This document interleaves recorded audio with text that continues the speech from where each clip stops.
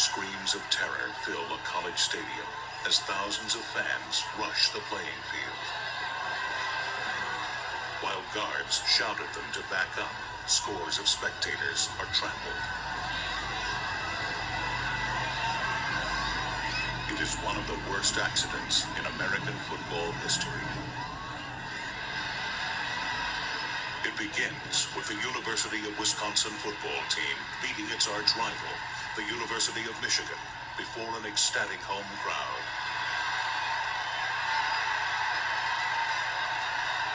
When the final seconds tick off the clock, the crowd surges toward the playing field to celebrate.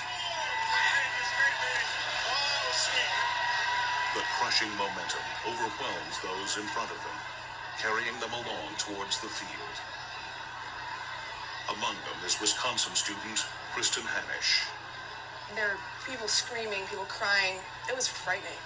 We lost our footing and we were carried down by the surge of students.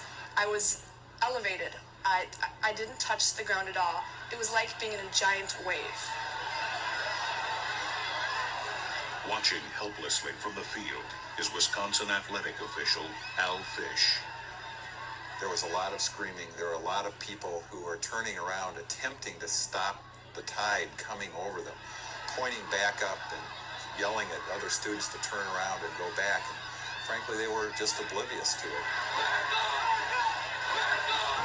Dozens of fans are caught beneath the crush and trampled. Some are smothered by the weight on top of them and must be resuscitated. Scores of fans are crushed against fences and railings at the bottom of the stands. When the fences give way, fans who are climbing over are trapped underneath. In the confusion, many people are unaware of the tragedy unfolding around them. But others step forward to save lives. Some of the heroes are wearing Wisconsin football uniforms.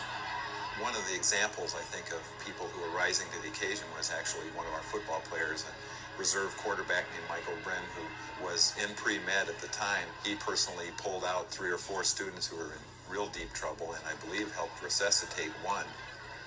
These are your friends. These are, people your age that are around you that are helpless, and you have the chance to help them out. And if you don't, they might die. Brin and others pull the injured from beneath the tangled bodies. The girls were laying on top of each other, half on the bleachers, half off. Their faces were blue.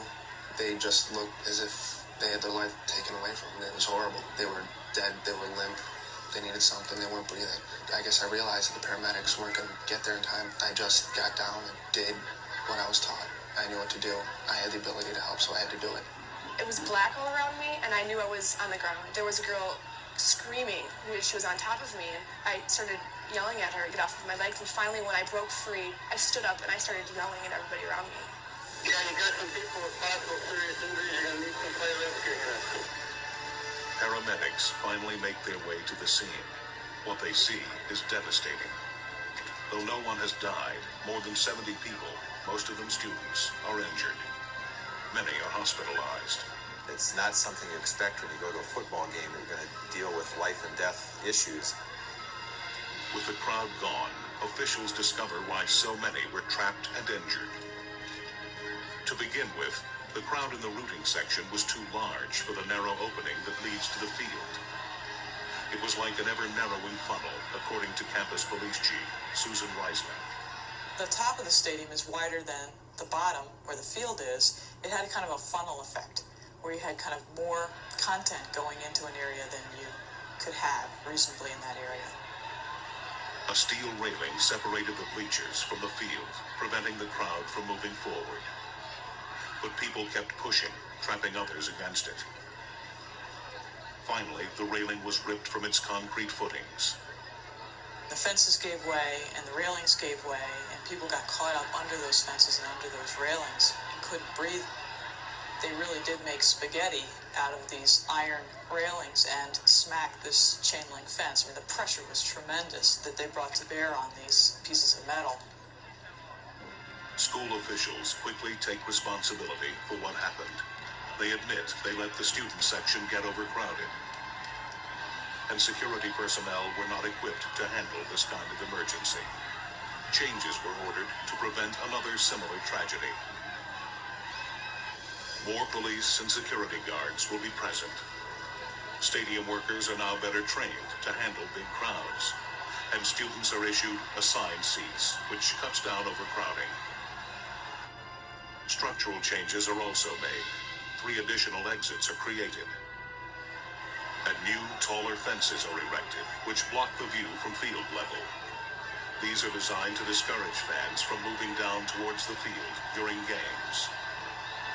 Today, Wisconsin football fans are as excitable as ever, but their enthusiasm is tempered with the vivid memories of triumph almost turned to tragedy, and how sports heroes turned into real heroes once the game was over.